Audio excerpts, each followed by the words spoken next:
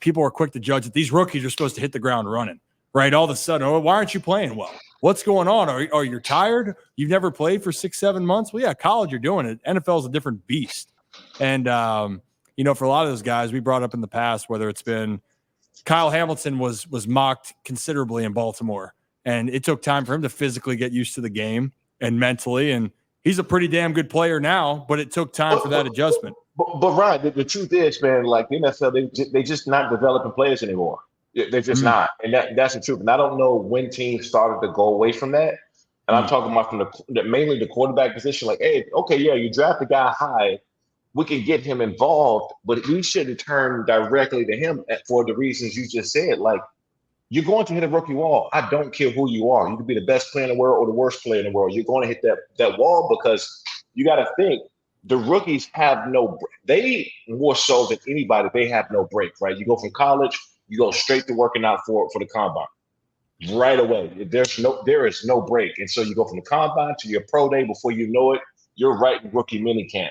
And so that's why these guys are the wall. That's why I feel that teams need to start developing guys, because you bring them along slow. Don't throw them in the fire. Let them get their feet wet before you start requesting all these things of them. So you're bringing that up, developing players. Now you got my mind working here, because the Chargers now specifically, I mean, Herbert's a beast, and I think he's developed well.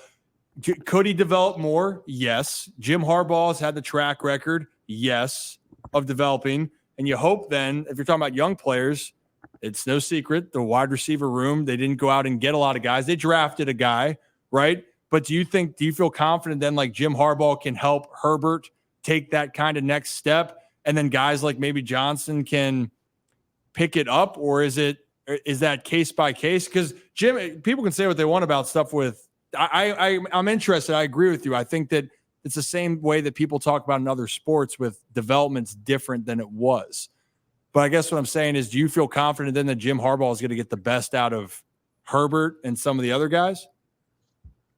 Yeah, because that's what his past has shown. He's getting the guys. But in Justin Herbert's defense, right? And I'm not trying to stick up for him at all, but look at the offensive coordinators, how amount of coaches he's had. It's a lot. Like, I mean, how are you going to gain any consistency? And you guys got to think, man, like, you're learning a new language. When you learn new offenses, you're learning a new language. I mean, yeah. I'm sure that learning French is a lot easier than having three different quarterbacks. Three different offensive coordinators over the course of like three or 4 year period. The terminology is different. The cadence is different.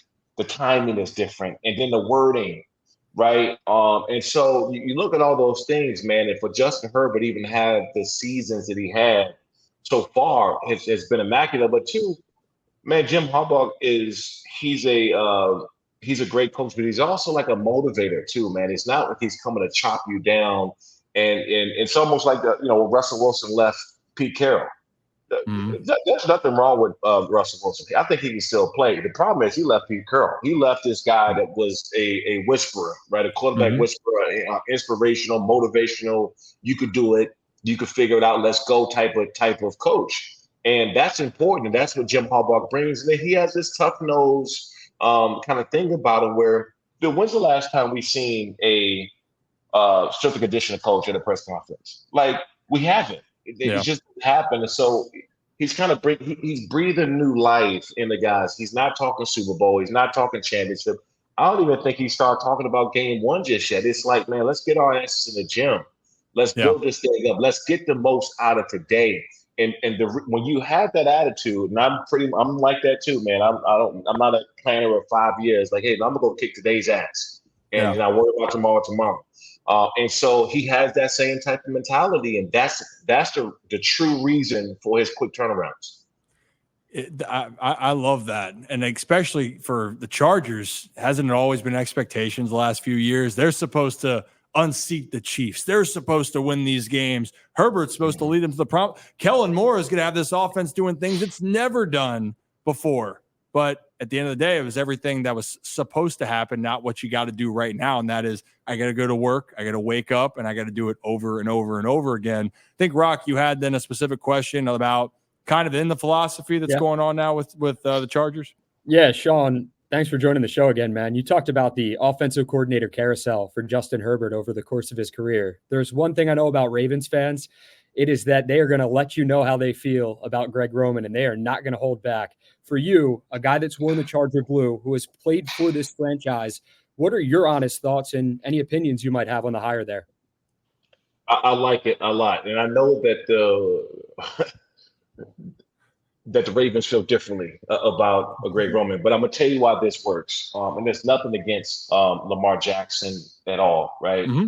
But we're talking about two level of quarterbacks. I think we can agree. And when I say level, I mean I'm talking about skill wise. I'm talking about the type of player who they are. Right. And look what Harbaugh did at Michigan. He ran the damn football, and most of his big plays were on play action and getting the safeties and cornerbacks, DBs, linebackers to bite up, and then he's starting to beat you deep. Well, who has the biggest arm in the NFL?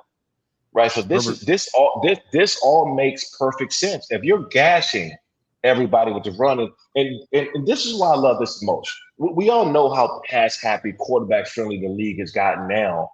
And to have not one running back there is capable, but two running backs back there is capable of getting it done. You got three damn all-stars in that offensive line, and Rashawn Slater, Zion, then you put Joe Alt there. They're running the football, they're protecting Justin Herbert. And by the way, if we're gashing on the run, one of those guys, right, either Elad, who they just drafted, Quentin Johnson, who can now beat you deep, because that's what he do.